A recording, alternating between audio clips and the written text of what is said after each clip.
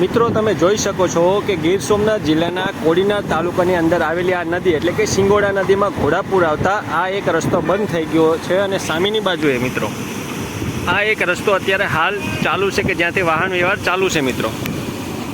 પાણીની આવક વધી જતાં આ એક રસ્તો બંધ કરી દેવામાં આવ્યો છે।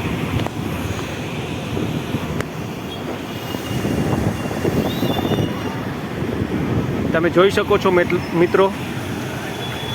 જોઈ શકો છો મિત્રો કે આ સિંગોડા નદી પર આવેલું ઘોડાપુર